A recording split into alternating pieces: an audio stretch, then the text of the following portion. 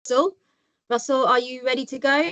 Russell Webster is going to be kicking us off and discussing some of his thoughts about the sector and the report. So over to Russell. Thanks very much, Gemma. I've got a short presentation that Holly's going to press the buttons for me. So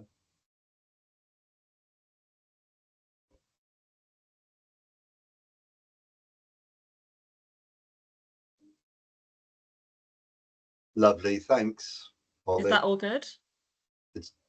Everyone see that? I'm sure people will shout if they can't. Lovely, far away, Holly.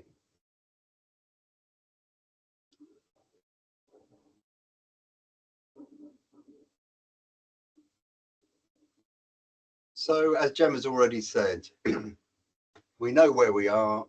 We know the criminal justice system is in crisis. We know what the problems are. We know what most of the answers are. But the question is, how do we get from where we are now to make a difference? The new government's been very clear that there's no new money. So I'm going to focus today on what the government can do without new money, at least at the moment. I'm not going to go through the report in detail because I don't think I could do it justice in a short introduction. But I hope you'll see that I've picked up many of the points that are in it. Next slide, please, Holly.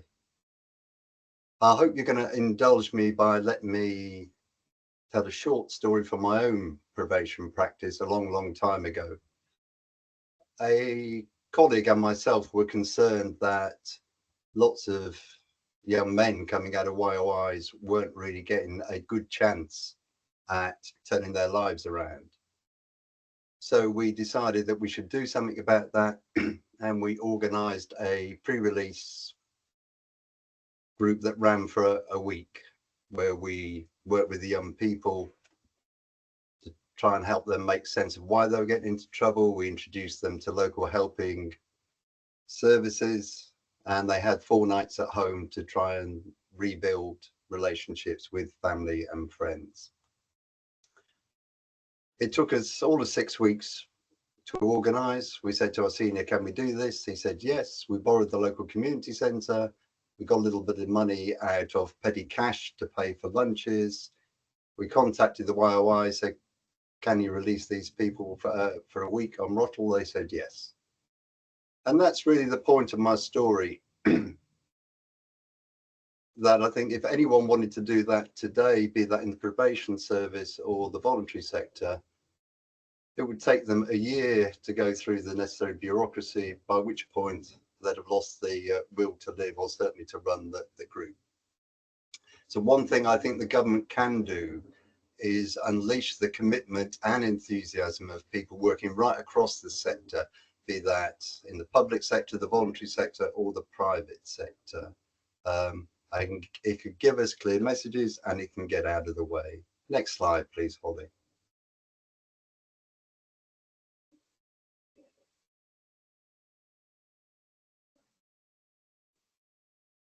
So we do spend a lot of time asking for money, but when you look at the MOJ budget for 22-23, it was over £13 billion, of which 1.2 billion was spent on central administration.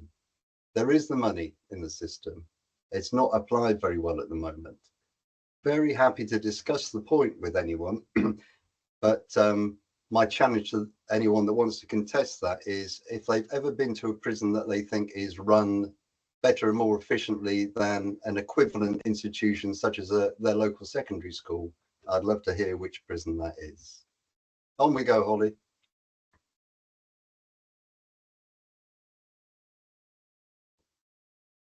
I think the risk at the moment is that the less money there is in the system, the more the system likes to count that money.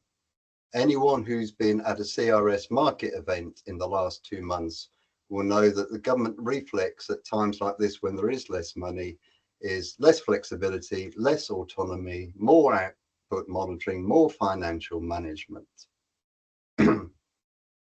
So the question I've set myself, and I hope you think it's a relevant one, is how can we unleash the resources that are locked in the system? Next one, please, Holly.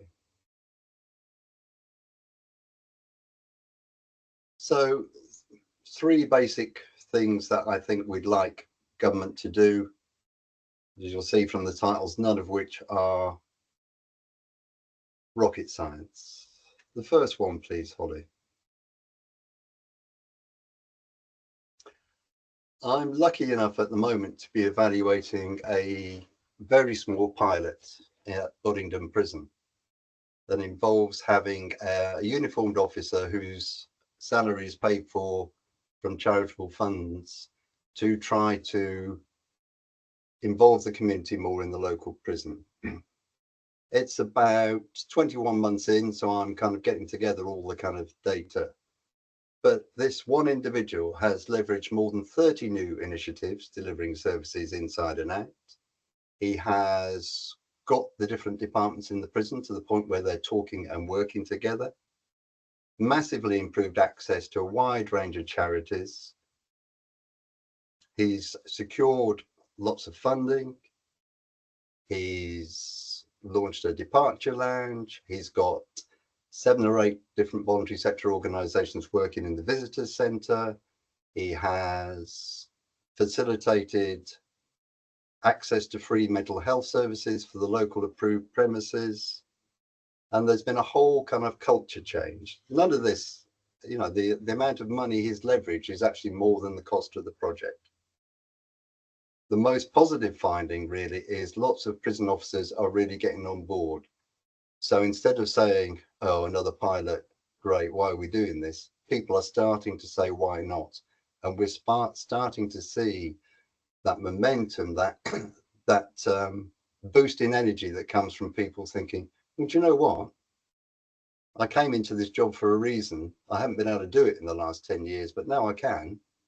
I'm very keen to kind of get involved. One more click, please, Holly. No, you won't be surprised by those success factors. I won't kind of elaborate them. And the next slide. Thanks, Holly. As you can see, I've got a few years under my belt. I think the first 30 years of my professional life, all about the desire to coordinate, to get out of silos, to integrate working, to make assistance journeys more seamless. A lot of that, I think, has gone backwards in the last decade. So what can we do about it? So this is my 2 penneth. Another click, please, Holly. What I think we could do, or what I would do, is completely abandon the CRS budget, the Community Rehabilitative Services budget. All these multiple competitions and procurement initiatives that suck up loads of the sector's time, lots of HMPPS central time. Instead, I put all that money in one pot and say, right, let's commission a unified through the gate service for every prison in the country. You can make that service tailored to the needs of your population. So obviously what you need in a local is very different from what you need in a training prison. An expectation that those would be consortia, partnerships that would access a range of services, both in-house and the locally available, and with peer navigators, people with lived experience at their core to make sure that there's kind of take up of the services on offer. One more click, please, Holly.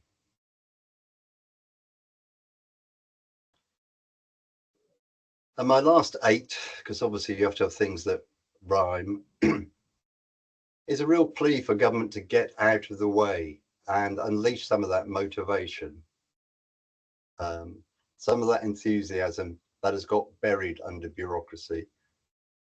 Certainly the modern probation service that Gemma launched at the top, I know so many people are frustrated that actually they had more freedom, flexibility, not just in how probation was pre-TR, but also compared to when they were running CRCs. So can government get out the way? Can MOJ, HMPPS devolve to governors, to team leaders? Can it say, yes, we want the sector involved, but we're not going to manage the life out of you? We'll measure providers by outcomes only. Back one, please, Holly, thank you. I think you could go as far as abolishing HMPPS, and I don't say that in a kind of petty, spiteful way. So some of my best friends work for HMPPS, and there's a lot of committed people there. But there are lots of government departments that don't have that additional body alongside the department that creates, you know, we know that there is someone for offender accommodation in HMPPS and someone in the MOJ, and they spend a lot of time meeting together to make sure they're aligned, but there's a lot of duplication there. And I think this is a real risk of the new government. My personal assessment of the last set of Labour governments is that they did a really good job at assessing, identifying exactly what the social problems were. Pretty good job at coming up with reasonable solutions. An excellent job of funding those abundantly, obviously in a very different time. We know that scale of money isn't allowed here. But then they also micromanaged the life out of many of those initiatives. And with the benefit of hindsight, there were many billions of pounds that never actually got used and got lost in monitoring, evaluation, double counting, sending out weekly returns of how many people had been diverted, etc. So last one now, please, Holly. So what can we ask of the government now? I think in two words, leadership and hope. So appointing James Timpson, or Lord Timpson as we should call him now, has obviously sent a bolt of lightning, of hope, of optimism through the field. The fact that in his maiden speech, he said prisons should be places of resettlement has been great. But I think we can do better. If you didn't know better, you would think it was a lie, but it's true. Cameron and Gove put prison reform at the very top of a King's speech. I think Keir Starmer and Shabana Mahmood can do better than talking about spiking and shoplifting. One of the things the government can do is acknowledge some of those hardwired inequities that are at the heart of the Time to Change report. I think that is the job of a Labour government, to say, we know this system isn't fair, it's our job to make it fairer. But what I think it can really do at the moment is try to play to our strengths. There's a diverse and committed workforce, dormant to an extent in the public sector, very much alive and kicking in the voluntary and community sector. And we need to play to those strengths to support staff, to encourage them, enable them to do the best job, celebrate achievements, and really stop erecting all the barriers to that commitment, motivation, and energy. I hope that's been worth your time to listen.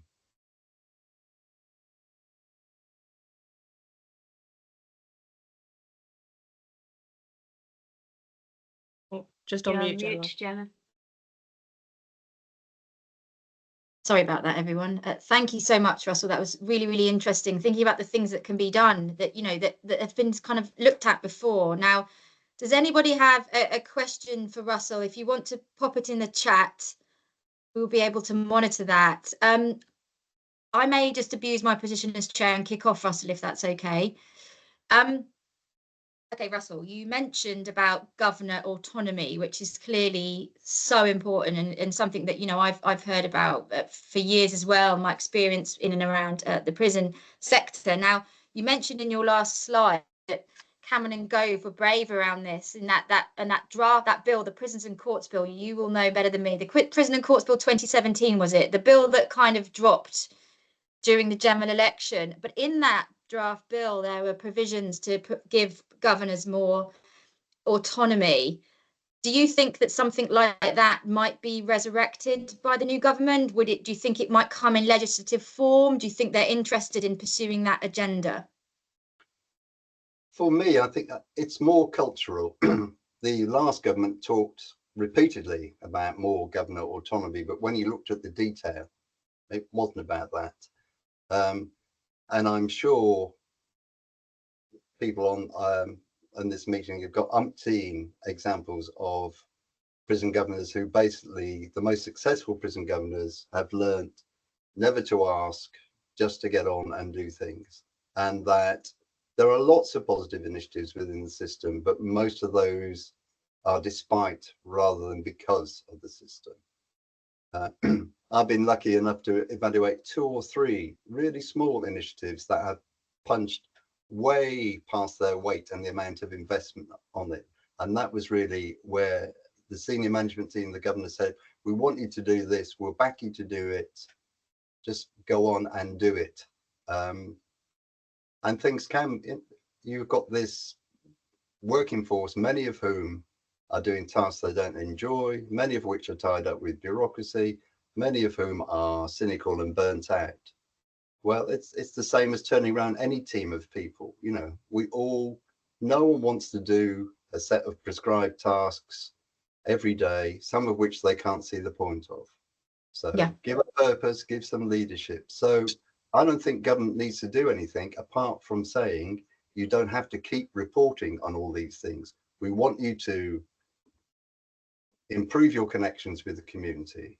We want you to improve your resettlement services. But we're not going to tell you how best to do that. We're not going to then say, can you fill in this audit form? Yeah. We're going to say, right, you know, we have the inspectorate. The inspectorate routinely prioritizes the views of men and women living in prison.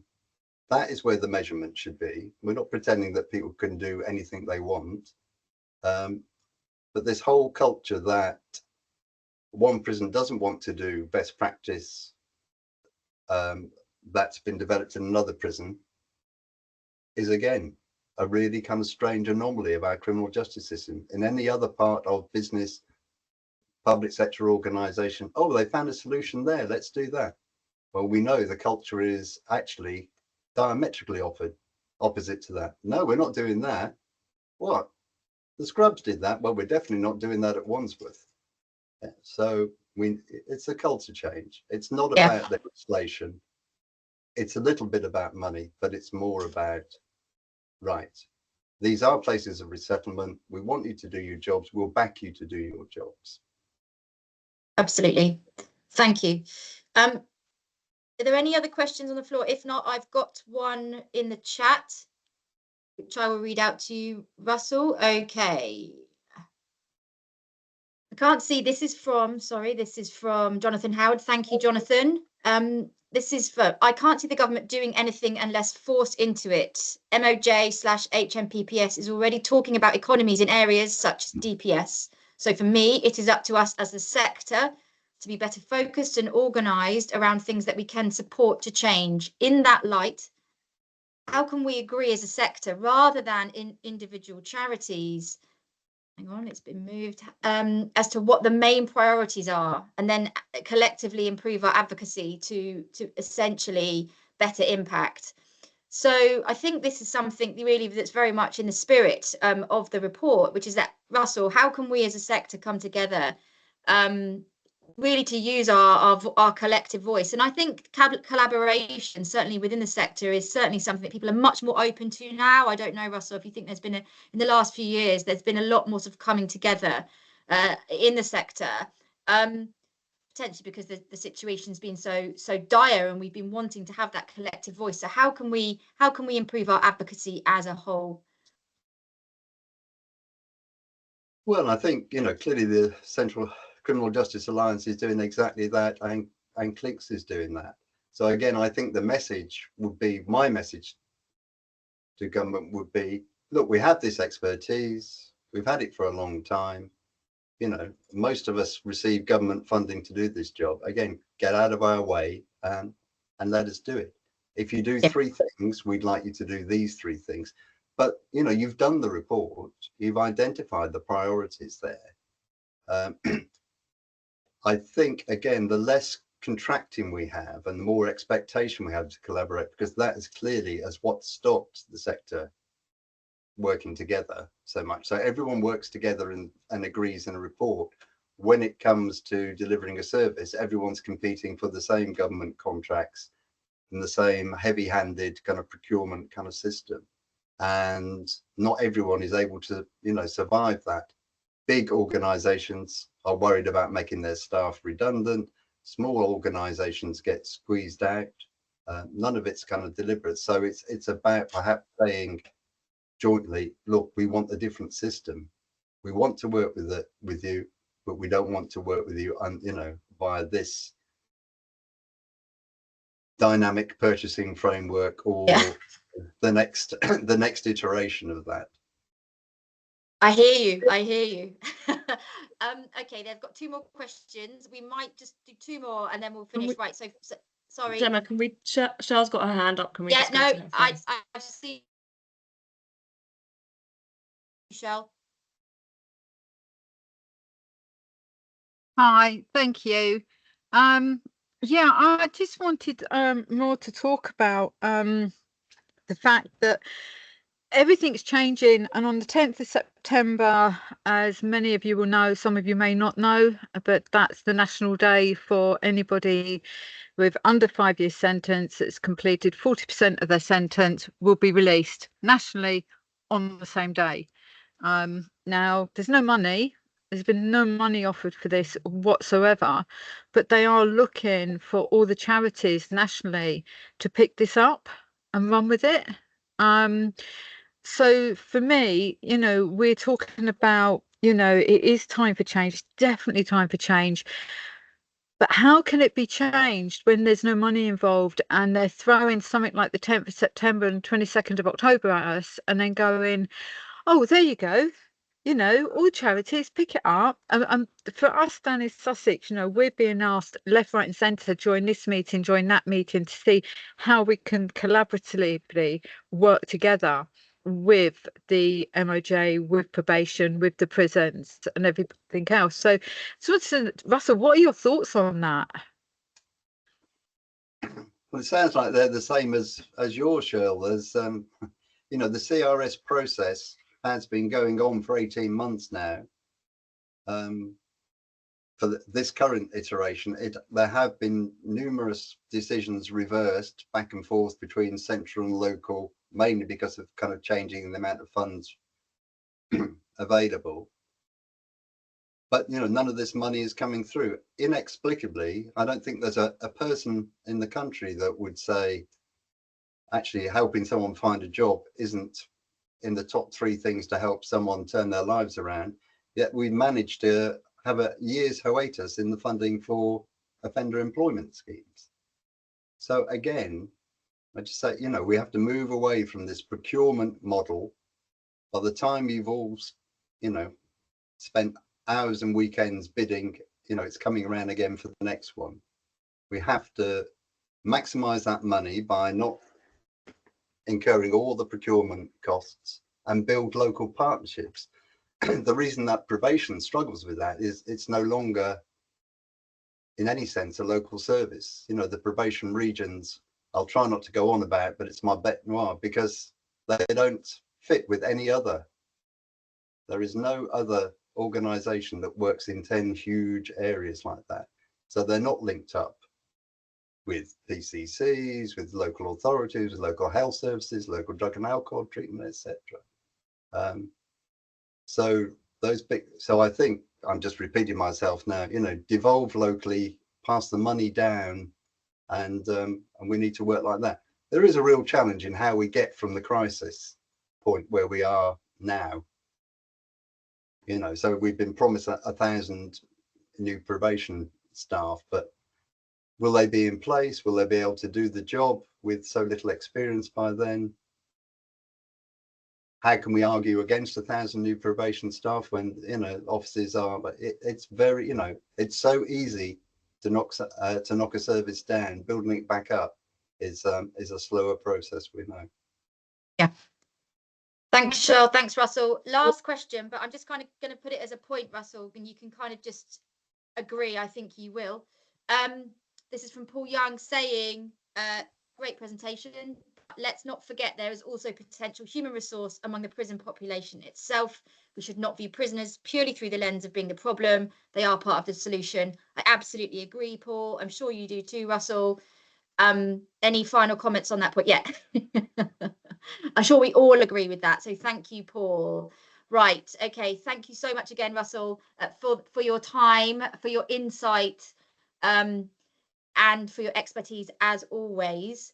We're now going to move on to our panel discussants, and this is the next part of our session. So I am delighted to welcome Abimbola Johnson, who is a barrister and chair of the Independent Scrutiny and Oversight Board for the Police Race Action Plan.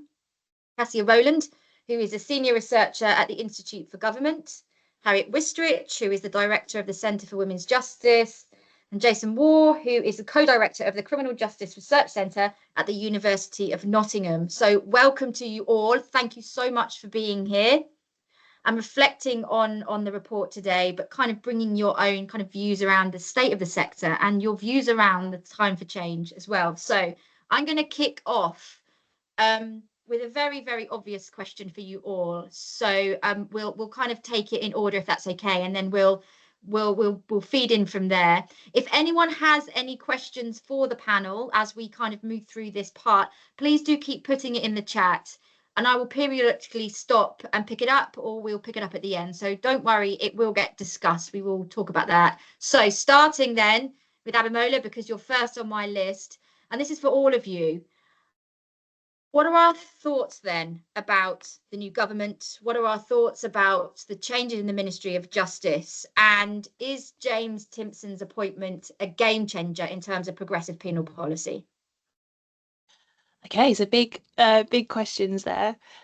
So thoughts around the government. When I read through the Time for Change report, there were a lot of parallels between the recommendations in that report and some of the observations that we've had as a board scrutinising the police in terms of the race action plan. And one is that we really want to see better ownership by government over these initiatives that have these positive externalities in society, which have been left either to institutions like the police to try to resolve on their own, which then just never going to do, or it's being left to the charity sector to fill in holes that we view actually being the role and responsibility of the government. At the very least, coordinate resourcing, provide proper support to those organisations who have really strong community ties, but to ensure that there is a properly cohesive nationalised approach to this sort of work. So I think that one call for the government is taking ownership and responsibility for a lot of these areas. I think it's also about educating the public and making them understand what is behind a lot of the narratives that we've seen. I think we've had 14 years of sloganistic, kind of clickbaity, very reductive discussion being led by central government. You know, if you think about these massive, massive policy rollouts and how they've just been reduced to these meaningless statements, leave means leave, Brexit means Brexit, tough on crime. What does any of that actually mean? What is any of the detail actually about? And what I've failed to see so far with the previous government was any kind of push by them to actually provide the public with more information so they can make decisions from a much more informed position and to break down the nuance of things. Instead, they lent into polarized discussion, kind of like pushing people to one side or the other on the basis of stances rather than explaining that, for example, what does being tough on crime mean? It means ensuring that you see a reduction in recidivism. It means making the public feel safer. It means dealing with the causes of crime so that you reduce crime further down the line. And the only ways to do that would be to ensure that you are holding space for those who have the lived experience of both perpetuating what we describe as criminality, but also the victims of criminality, because often they are one and the same. They're from similar communities, they're from similar socioeconomic and racial backgrounds, they have very similar vulnerabilities. And a lot of people have lost faith in those systems because they don't speak to them, they don't help them. And if you were to participate in them, you would end up actually very often putting your own neighbour, your friends, your community in the line of these very punitive regimes. So our view as a board has been, we really want to see the government push in that direction. I think the appointment of somebody like Lord Timpson, it's a real potential signal that this government is very willing to look look at things differently, that it's willing to step into that much more nuanced approach towards these matters, towards a more rehabilitative approach, which I think is an aspect which has been completely lost from our criminal punishment system, that it's all about punitive and deterrent measures rather than actually seeing that these are spaces that, if we wanted them to work properly, would focus much more on education, training, employment, housing, welfare, all of those other matters, which are longer term goals that maybe don't fit squarely into a 4-year elective cycle. So it would be fantastic to see this government do that. And I think that in this first year, where we have a Labour government that really wants to prove itself. It wants to demonstrate that it can be different to the 14 years that we've had previously. It wants to mark itself out as something new. This is definitely the time to try to get those ministers around the table and to discuss these more lateral measures with them and see whether or not they can assist those of us who want to see that change to make the case with the public so that we can get the wider public on side. I'm never sure really whether with these discussions, whether we are reflective of how wider society actually thinks about these matters. I think that when members of the public become involved in these systems, they may change their minds. But I think the average person who doesn't have contact with the system will say, yeah, longer prison sentences. Yes, build bigger prisons. Yes, tough on crime. Yes, let's really hone in on antisocial behaviour by criminalising it, because they don't know what the other options are and they don't think it's going to affect them. So yeah, hopefully that answers your question, Gemma. Yeah, thank you. Now listen, you kind of answered my question, which was, and this is, I'm going to throw this at Cassia. I'm going to throw it at you. Although Jason or Harriet, if you want to jump in, please do. Okay, so this is a situation. We're really chuffed with the new appointment, right? I'm pretty sure we're chuffed, right? We are critical friends still. None of that changes, but we are optimistic at this point. Now, Abimbola, you mentioned the public. Obviously, the government hasn't got to worry about much of the opposition. We're in a situation, this luxurious position where actually reforms can be pushed through. Does it matter about the public? What sort of headache is the public going to be? And I say the public in a lazy way, because of course I'm an academic. I can pick it to pieces. I'm just playing devil's advocate here. But how, the public who are against, the kind of, right-leaning tabloid press and followers, or kind of, everyday people who have limited information about the criminal justice system. Is this going to be a challenge for the government, or potentially has that noise kind of reduced for a while? What do you guys think? Go Cassia first. I think it is going to be a challenge for them, but in some ways a self-created challenge. I think there's always a fear on the part of governments on doing things that can be spun in the press as soft on crime or kind of not delivering what victims want, all of those attack lines. And I think the fear is maybe stronger than the thing itself sometimes. And one thing that I always find really interesting is, as we know, sentences have got longer over the last, at least the last 10 years, but in particular, but also over the last kind of 20 plus years. And yet people think that sentences have got shorter over that time. There's loads of polling on this. And so it clearly hasn't worked in terms of trying to demonstrate to people that you're tough on crime. People don't think that anyone's been tough on crime, even as more and more people are being sent to prison for longer and longer. So I think it's about understanding what it is that people actually want to see when they talk about kind of wanting tough on crime policies, and not being kind of afraid of short-term bad headlines and bad press that might come up with some of those things. I'll let anyone else come in on that specific question, and then I'll come back to reflections. Okay, fine. Okay, right. So I'm just going to, Jason has got his hand up, and then I'm going to come to Harriet. But so Jason and Harriet, are you thinking it's a potentially, hold the nose situation and plow on, or has it got to be much more nuanced on that? What do you think, Jason, first? I think it needs to be much more nuanced than that. I think one of the problems that we've seen is that for the last 40 years, really, since the Thatcher government, what we have seen is criminal justice affected populations become vilified as a means of generating political capital.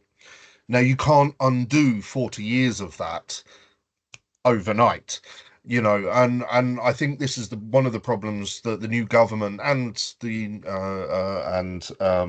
Timpson is going to face, is that any new policy recommend and change, if that is not accompanied by very strong public messaging that is designed to educate the public about the reasons for those policy changes, not just what the policy change is and what the impact for it is going to be, but actually the reason for that policy change, then they're not going to overcome those decades of vilification. We know that the people who end up in our criminal justice system are often the most vulnerable people in our society. That is not the message that the public see or hear or have heard for the last 40 years. And I think that's the hump that the government's going to need to get over in order to be able to sell policy change to a public, and therefore gain some sort of legitimation for those kind of that policy change. Yeah, and I think there have been some populations, my field really is women's penal policy, and there are some arguments that are almost more simple to make, and it's certainly the case that you can kind of get into those cracks, certainly of the the right-leaning tabloid press, when you're talking about women as victim offenders. But I think you're right, when you're talking about the prison population or offending in general, it can be really difficult to kind of have those types of conversations, and I suppose it is all about framing. Harriet, what are your reflections on this? Yeah, I mean, I think focusing particularly as we do around violence against women and the criminal justice system, we kind of come from it from a slightly different position, because many of the issues that we're dealing with, and we work with frontline organisations supporting victims of violence, is failures in the criminal justice system to implement the laws that exist. And if we look at something like domestic abuse, some of the sentencing that you see, like yesterday there was a case of a multiple police perpetrator who was given a 18-week sentence for a violent attack on his partner, and so those sorts of headlines obviously generate concerns, and there are concerns. I mean, it's really the way in which criminal justice, from my point of view, it's the way criminal justice works, because we're seeing longer and longer sentences for that kind of impact on those that don't need locking up, and yet there's a failure to deal with those that represent the greatest threat, and that's huge failures in terms of policing. I know we mainly seem to be talking about prisons and probation, but it's that kind of earlier stage policing and prosecution also that we're dealing with. So I think from my point of view, what we need is a much more intelligent and focused criminal justice system. I think we're very, you could save a huge amount of money if you stopped arresting and locking up a whole range of different people, including most women, but also a lot of men. But there has to be also very focused policing and prosecution of those that are a threat. And I just want to pick up one point in the report, which is about restorative justice, which is great in many ways, but there are certain types of crime types where restorative justice is not necessarily the appropriate solution, and in particular that's in relation to domestic abuse and intimate relationships, where engaging the perpetrator with the victim is just gives him more power to continue his control. So we need to also be thoughtful about the different systems of justice that are delivered, and where they're appropriate and where they're not. So I support very much. I think it's very hopeful that somebody who is looking at like James Timpson, who's looking at kind of a completely different approach to our prisons, and we shouldn't be just building more prisons and sentencing people for longer and longer sentences, But there has to be a focus also on the threats of violence towards women and just generally vulnerable people. Yeah, absolutely. I couldn't agree more. And I think it's about, you're right there, it's about being strategic. There are many people in prison that shouldn't be there, countless people that shouldn't be there, and there are others that should, you know, certainly around this particular area. And so I think it's about kind of that kind of reset, I suppose, in many respects, and being strategic about that. Yeah, absolutely. Okay, I'm going to jump back to Cassia just to kind of have some reflections around, you know, the new appointment and kind of aspirations for the new government. Harriet, I will come back to you specifically on Warr in a minute. Okay, so Cassia, over to you. In terms, I guess, of where we are now, so we've just put out a new report at the Institute for Government called Fixing Public Services, which is no small task for the new government. And it's really striking. The picture in criminal justice is so consistent across the sector in many ways. So we looked at police, criminal courts, prisons, and probation. And on almost every metric, every service is doing worse than either in 2019 or in 2010. So you see this kind of path of long decline from 2010 to 2019. Then things get even worse with COVID, and things have got a bit better now, but are still mostly worse than 2019-20. So it is an incredibly low base that we're starting from. I guess things have been going really badly across services, and we currently have spending cuts forecast that are going to fall particularly hard on the criminal justice agencies. So prisons is going to be the most acutely affected by that. We're looking at cuts relative to demand of almost 6% a year for the next spending review period. So that is, in a context of terrible performance, a really significant rate of cuts that I suspect the new government are not going to find themselves able to deliver, just because of the scale of performance problems that would result in. So they are clearly going to have to do some fast thinking on how they are going to resolve some of these really acute problems.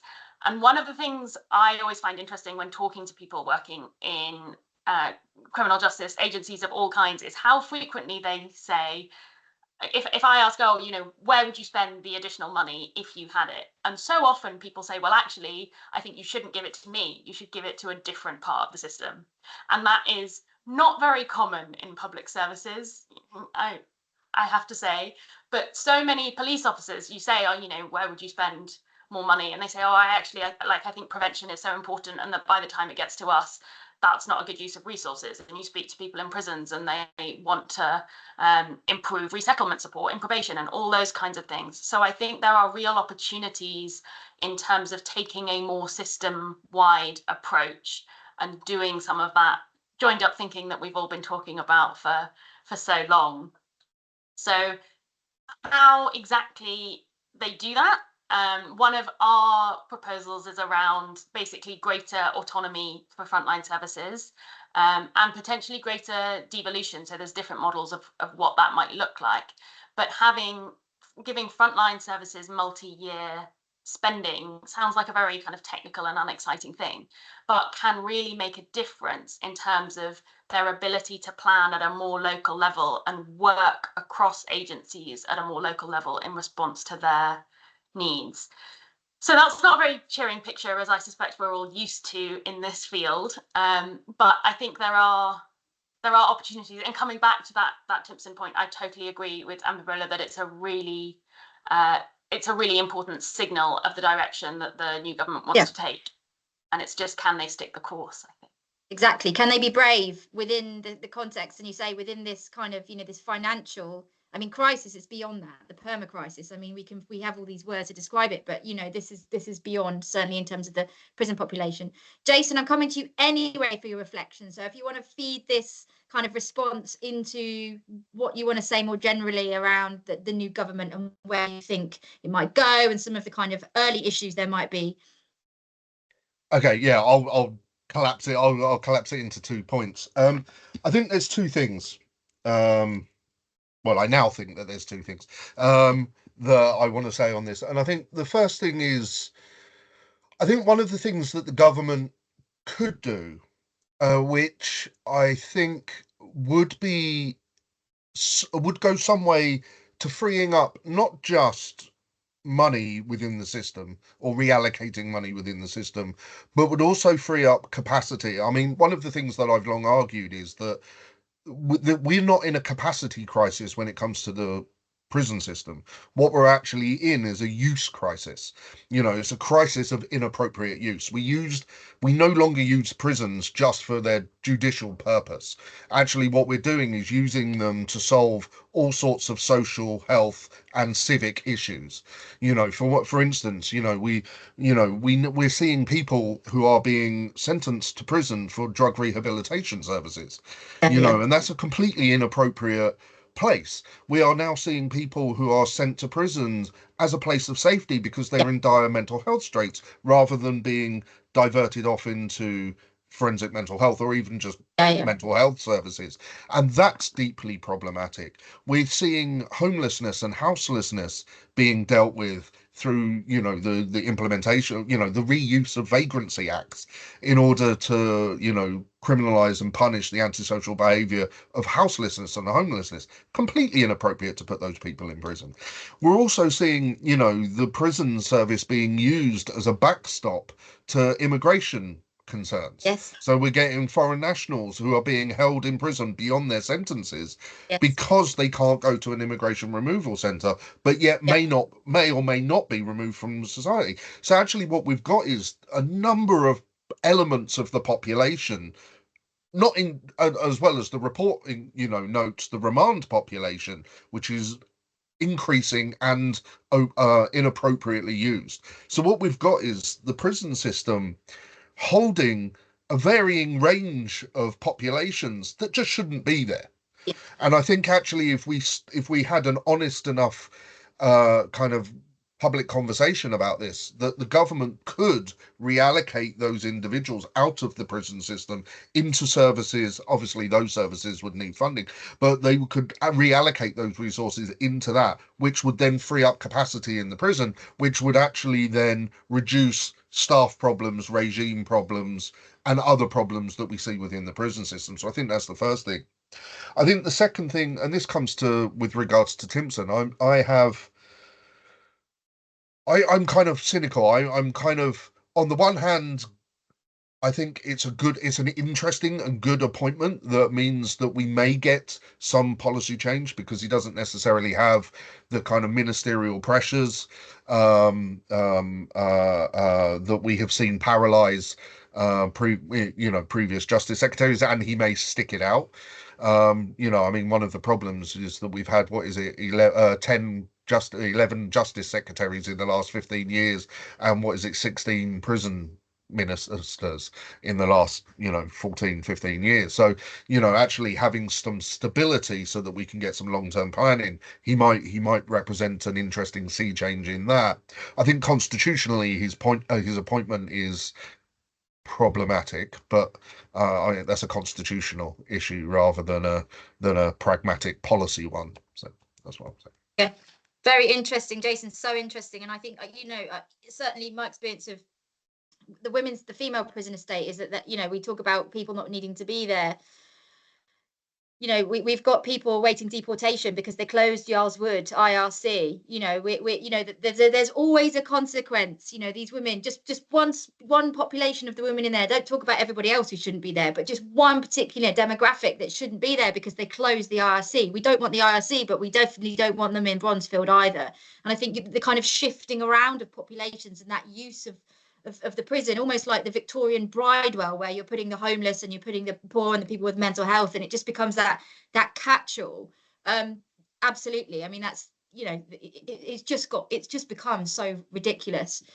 Okay, Harriet, yours is going to be a bit more focused. You talk about your frustration with the fact that we do have legislation for lots of the issues that you discuss and that you work around. What next in terms of violence against women and girls for the government. Do you feel like this is going to be a priority, continue to be a priority? What kind of concrete things would you like to see happen in the next couple of years? Well, I can tell you our legislative programme for reform. These are all particular issues that have come up in the work that we're doing. But I mean, I would say that I feel a bit more hopeful with this government because there are quite a number of MPs, Labour MPs, including in government, notably Jess Phillips, probably, who come from the violence against women sector.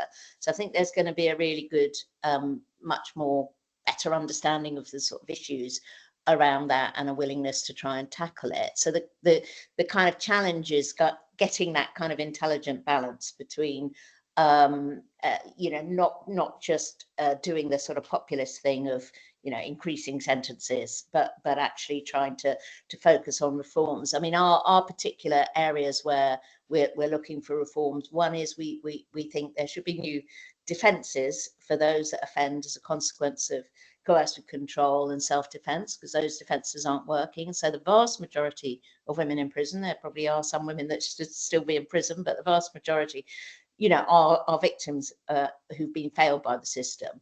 And I think the cost of keeping someone in prison as opposed to on through a women's centre and community service, sentences is a cost-saving measure anyway.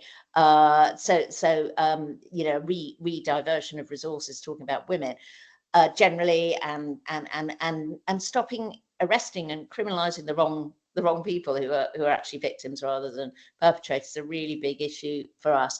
The other issue is around policing and police perpetrators, which is something we've done a lot of work around. And clearly, there's a huge kind of deficit in trust in policing generally because of the failure to be held accountable, and the fact that so many police officers themselves are perpetrators. That's got some radical ideas around that we're very keen for them to take forward. That's just a couple of things, but we, as I say, the laws, many laws exist. There are need for other legal things, but it's really about implementation and accountability.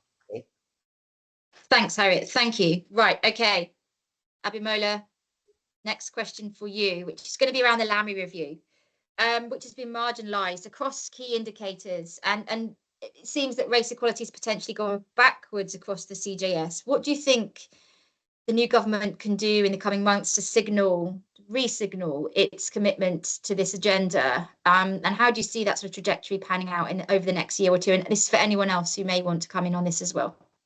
Yeah, I mean, I think that, first of all, there's some definite low-hanging fruit that the government could just grab straight away. So just changing the narrative and the language, which is used around things like critical race theory, anti-racism work, prioritisation, acceptance of the existence of institutional racism, systemic and structural racism, and so on, would already mark it out as quite significantly ahead of the previous government.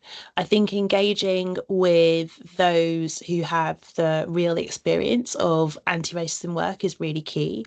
One consequence of the government's inaction previously is, I think, there is a sort of a lack of quality check over those who deliver anti-racism training or insight at the moment. I see like a myriad of people who come forward. I'll speak to different police forces around their work with the Race Action Plan, and they'll tell me that they have brought in a DEI consultant to do anti-racism work. And we had like lengthy discussions about how those are not the same thing. They will appoint people to lead on local delivery for their kind of like local race action plans, and they won't have introduced them to the concept of anti-racism before doing so. I think it's actually a term that is not particularly well understood. So seeing the government actually making sure that they are providing good quality discussion and conversation around that would set a tone that's not already in place. Aside from that, I think there are some real like fundamental systemic things that need to change, which would mark out that this is being taken really seriously. So actually recognising what qualifications look like when it comes to anti-racism work, you know, looking at the substance of people's contributions rather than the titles that they may hold, recognizing that actually those who do the work in these areas may not be traditionally those that we mark out as being professional. So I think there was a comment, for example, when looking at prison reform, that highlighted that, well, prisoners themselves actually should be engaged with that sort of thing. If we're looking for a government that's going to be dynamic and progressive in this kind of area, then that's the approach that we need to see taken around that sort of work as well. And yeah, I think if we start to see, I mean, this is me like thinking in terms of the ideal. I don't think this is what we would actually see from this government, because it will be asking quite a lot. But if we actually start to see a reconstruction of institutions, so you start to see, you know, breaking down hierarchy, you start to see cultural change within those institutions, those would be an indication that anti-racism work is actually taking hold and is actually being pushed forward. Whether we would see that, I'm not sure. One interesting bit of analysis that did kind of strike me during election night was the thinking that although Labour got a landslide victory, the attitude towards it is not that they are secure for 2 terms. And so they may still be thinking on a 4-year cycle, 4 to 5 year cycle, rather than an 8 to 10. And so I think that can mitigate some of the more ambitious policy drives that we may want to see from them, the kind of policy that you would see from a government that felt that they were really going to be in place for the next decade or so. So that may reduce some of that. But yeah, I think seeing them just changing the vocabulary that they use and seeing who they appoint to certain positions, who they trust with certain pieces of work, that would start to set the tone. And I think that's so important, isn't it? You know, who you've got around the table, right? Who you are working with, who you are listening to. And as you say, it has to be, you know, the right people, right? I have a question for you, follow-up question. Okay. And it's from Daniel Palmer. In your view, with the change of government / Home Secretary, do you feel Mark Rowley is more willing to accept the term institutional racism in relation to the police unmet?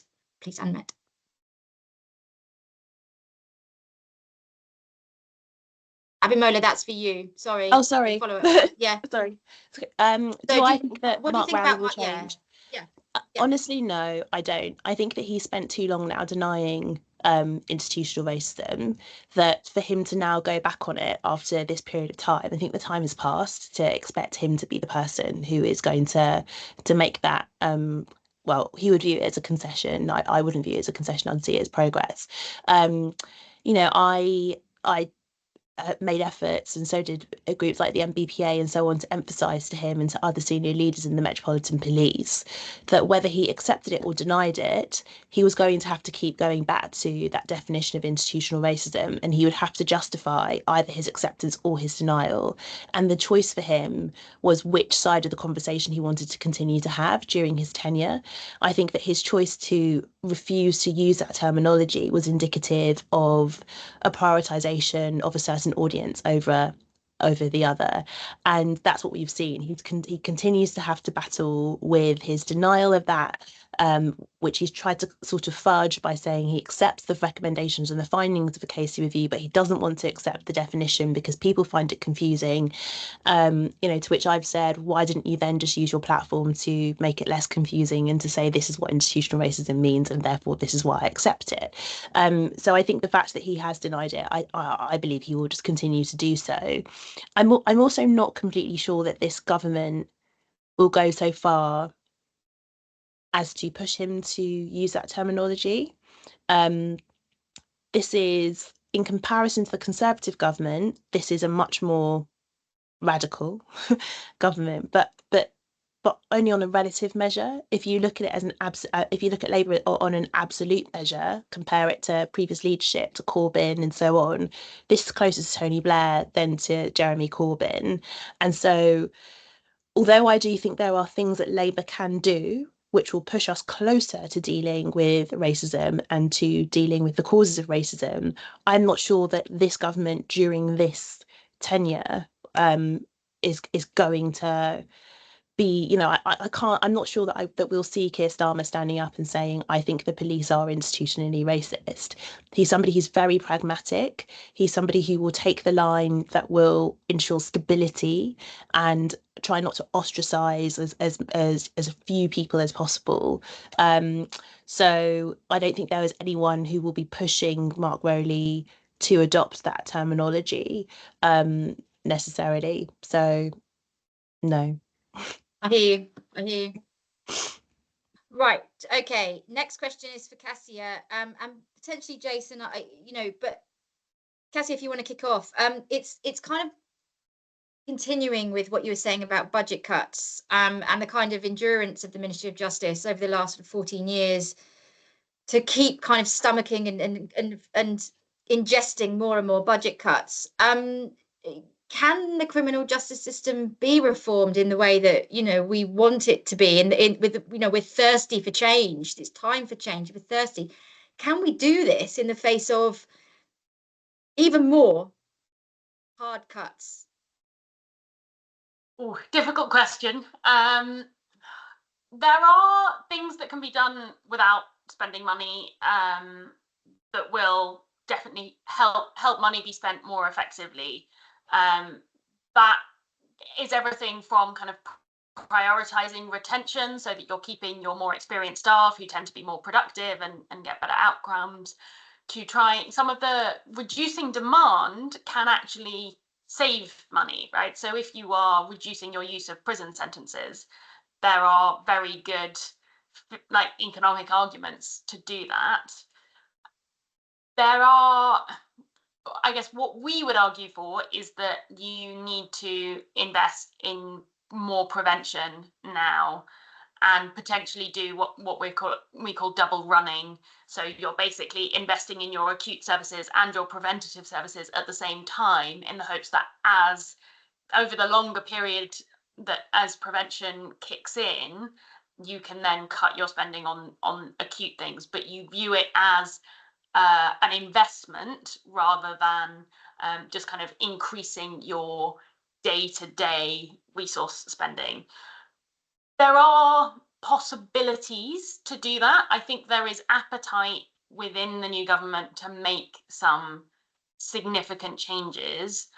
I think a lot is going to come down to the Treasury and Rachel Reeves, and based on what we've seen just in the last few days, I think it will be really challenging to get that kind of more radical changes that are likely to be necessary to deliver all of the things that we've been talking about.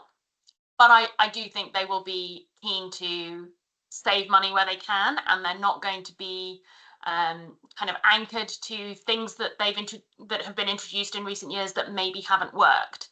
So that can provide a freedom to kind of cut your losses and move on that governments who've been in place for longer don't have.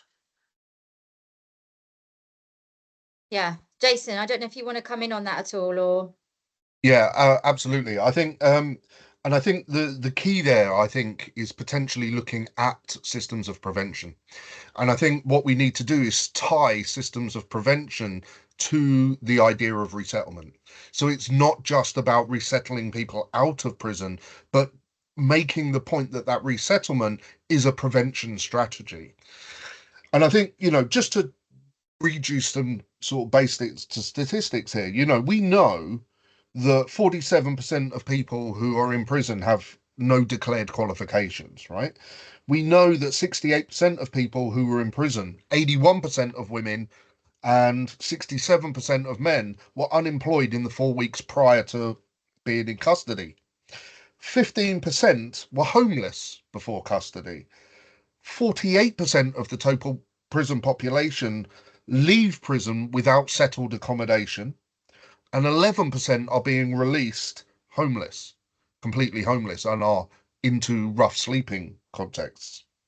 Only 17% of people released from prison are in employment 6 weeks after release, and that only increases to 26% after 6 months. And often those people are released into low-skilled, low-paid, precarious jobs. And I think, you know, one of the things, and this is one of the things I like about the report, is that actually it highlights the role of wealth inequality in a society. We know that when there is wealth inequality in society, you are going to get increased crime rates. And that's not just in terms of acquisitive crime, but it's also in terms of violent crime, domestic violence, intimate partner violence, and sexual violence. You know, whenever you see that wealth inequality increasing, which we have drastically over the last 14 years, you're going to see increased crime rates. But if we're not addressing the fact, you know, if you take someone who is released from prison, who is homeless, has unlikely to gain employment, but may have to wait 5 to 8 weeks before they can qualify for universal credit. You know, what you've got is someone who is living in a circumstance that is almost forcing them into reoffending behaviour. So it's no wonder that 68% of our population, of our prison population, go on to reoffend, which then creates further burdens for the criminal justice system from front to back, but specifically for the prison system. So I think if we can get the government to refocus their prevention strategy, not just before things happen, but at the back end of the criminal justice system, then I think we could probably quite rapidly start saving money, because actually, you know, those costs can be offset by those people not coming back into the system. So I think sentencing is one thing, but also that resettlement is another. Russell, I'm going to be really cheeky because you mentioned through the gate. I mean, surely we're talking about that, and what you know, what happened, what, you know, how can we, you're absolutely right, Jason, you know, we're still in a situation where we've had this kind of legislative / policy push to try and stop that problem, to try and create some support there. You know, what has happened to that? What's the future of that? You talk about sort of unified through the gate sort of service. Is that the answer, that we need to be, you know, stopping people just who are, you know, as you say, like committing crimes out of desperation because they either need to still to eat, or they frankly would prefer to be in prison because there's nowhere else for them to go? I do think it's part of the answer. I mean, we do know that when the government threw money at through the gate, we actually had the best through the gate service we've ever had, you know, going back through history. My view is very simple. As you can tell by now, I've got to the age where I have these kind of rules of thumb, which are my evidence base, Emma. But my rules of thumb for through the gate is in-reach can work, outreach can work. What doesn't work is what we've almost always had, which is different organisations doing the in-prison and the release work. Actually, we don't succeed in coordinating things. The through the gate services that were good, so it was partly the funding, but it's also big use of people with lived experience, but also recognizing the reality of things. So a lot of people did get a service as they came out of the gate. They did get help to go where they're going. If I was really frank, the biggest single thing government could do is abolish license conditions on release for anyone that wasn't dangerous. Essentially, people are being recalled because, you know, if you look at I don't know, the main cohort of young men released from prison, if you look at 18 to 30-year-old men in this country on a Saturday night, quite a lot of them are having too much to drink, quite a lot of them are using drugs. And most people go about their life quite straightforwardly like that. On the whole, people do less and less of that as they get older. If you're living in improved premises and you're either doing those things or you're doing neither of those things, but you get back at 11:30 instead of 11 p.m., you're recalled. Yeah.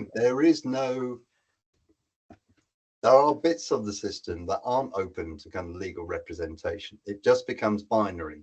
If you are working in that hostel, someone doesn't come back, you have to ring the on-duty person who will say, have you heard from them? Yes, they say they'll be back in half an hour. All right, we'll give them half an hour. If they're not back, there we go. Once that decision's made, doesn't matter what the reason was. doesn't matter how sympathetic your probation officer is to that, when they find out on Monday morning you're recalled. After the remand population, the biggest increase in our prison population is the recall population. Yeah. So there are things that can be done. How you manage the public messaging about that is another matter, of course. I think that's so. I think Sorry, Russell. I think that the comment about approved premises and recalls is so important, isn't it? At a time when we're trying to kind of, keep as many people in the community as possible, there has to be some consideration around kind of, as you say, license conditions potentially. When we have the spaces in the approved premises, certainly in the women's approved premises, they're half empty. They're just not being used at a time when we keep seeing more and more women being sent to prison. It makes no sense. Unfortunately, there are no places on the male side, but it was Cheryl's point from earlier. People will be recalled. We're already seeing it in prison inspection reports.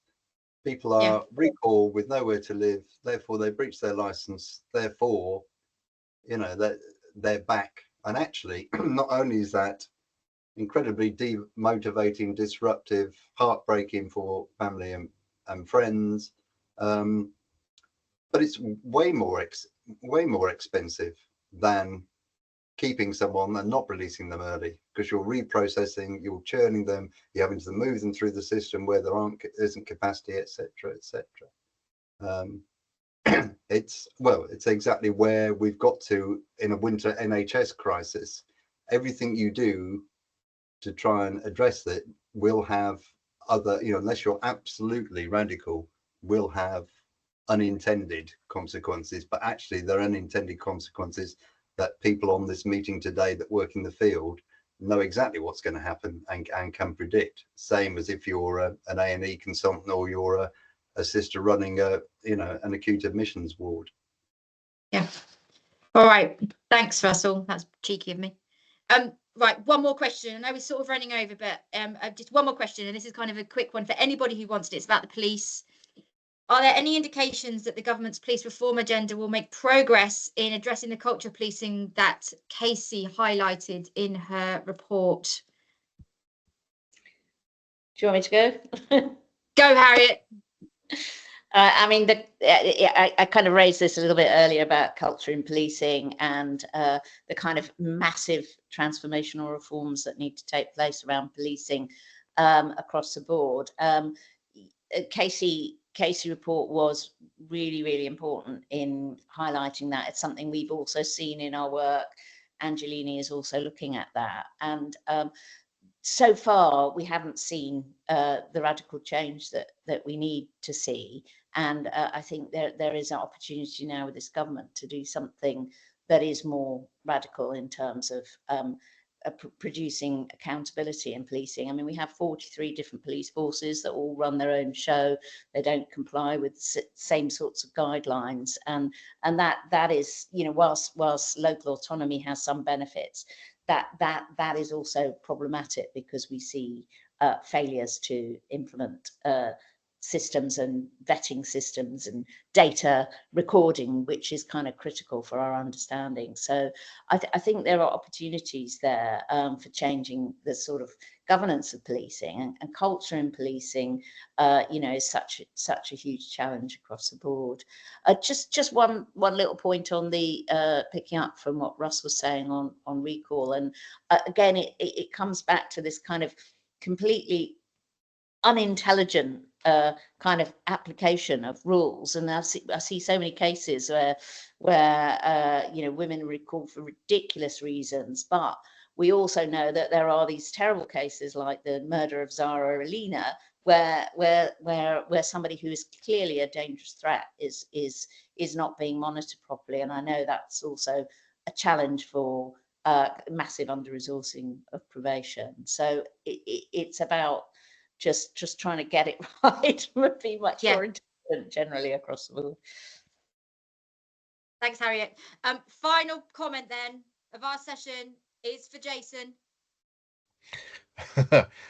Just on that point, I think one of the things about policing cultures, and it's the same in prison and other kind of institutional cultures within the criminal justice system, is I think one of the things is that there is a lack of understanding of how cultures emerge and become entrenched.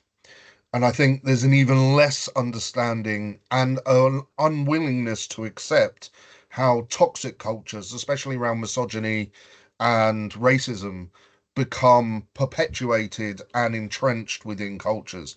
And I think until there is an acceptance and a nascent understanding of those dynamics, both within police and prisons and other kind of criminal justice institutions, you are not going to get cultural change. You know, there needs to be an acknowledgement and an acknowledgement of the problem, an understanding of where it comes from, and how some of that can be addressed. Because some elements that may be pro-social can also be toxic. Do you know what I mean? In terms of kind of humor, banter, and this, that, the other. But there needs to be an understanding of when that toxicity starts to become entrenched and poisonous. And I don't think that is happening. You know what I mean? Unfortunately. Thanks, Jason. Doesn't mean it can't. Thanks. You No. know what I mean? Thank you so much, Jason. Thank you, Harriet. Thank you, Abimbola. Thank you, Cassia. Thank you, Russell, again, for me being cheeky. Thank you so much for your really interesting comments. I mean, it's such an interesting time. You know, we could sit and talk all day about our kind of, you know, reflections of the past and our kind of hopes, but in brackets, concerns about the future too. So thank you for your time. It's been excellent. Really appreciate it. I'm going to hand over to the director of the Criminal Justice Alliance, Annette, who is just going to kind of reflect on our comments before we leave today. Over to you, Annette. Great. Thanks, Gemma. And thank you very, very much to all our speakers for all your insights and lots of food for thought for the sector as a whole and for CJA as the membership organisation that's hopefully trying to bring everybody together, bring the sector together, and for all of us to work better together. So some just very quick reflections. We've discussed having an intelligent, thoughtful and targeted criminal justice system. That's coming from sort of systemic change, and that includes a smarter way of using our very limited resources. We talked about changing the narrative, and that includes sort of the use of language from the media, by politicians, by employers, and also by the public in a very broad sense of the word. I was very encouraged by Russell's comment on unleashing enthusiasm and motivation. And that's something that I think today's event has definitely done for myself. And of course, we talked about culture change, which underlies all of this, and how we can help resolve this use crisis, which I think was a very accurate way of describing that. So thank you for that, Jason. I guess just also in answering to one of the earlier questions that somebody raised in the chat in terms of how the sector as a whole and how we as an alliance, the role of the CJA in terms of making change and bringing the sector together so we can work better together. We've got a few events coming up, so we're constantly looking for opportunities to facilitate access for our members to have a seat at the table with opinion formers. So in the autumn, we're looking to host an event on network mapping. So looking at those who are less obvious in terms of the influencing spaces. James Timpson has enough on his plate. There must be others that we can reach out to. We want to look with our members. Again, we've got this report, we've got some priorities identified, but again, this report was written before the Labour government came into power. And so now, where are those current windows of opportunities? What are the short and medium terms, and what are those longer terms of opportunities, and how can we as a sector work much better together? I realise I stand between you and lunch and the Sunshine Show. I will close very quickly, but I just want us to all ponder upon Abby mentioned the use of slogans. I have to say I am all for a slogan this time round. I think change means change. We need to see actual meaningful change and collaboration and partnerships with the government and the third sector, specialist organisations, and also with people who've been directly impacted by the system, because those closer to the problem are closer to the solution. So I want to say from the sector, we want this government to say what they mean. It's time for change. In fact, it's high time for change. And change means change. We want to see it, and we want to see real change. So thank you very much for everybody for coming to today's event. Thank you especially to our speakers. Thank you, Gemma, for chairing it so brilliantly and making use of your chair position for those very thought-provoking questions. And I hope to see you all soon. And the report, by the way, is on our website, so please take a look if you haven't already. And we always welcome further thoughts on the report and any other ideas that we as a sector can work better together and how CJA can help facilitate that. So looking forward to hearing from you all. Thank you very much and enjoy the sun.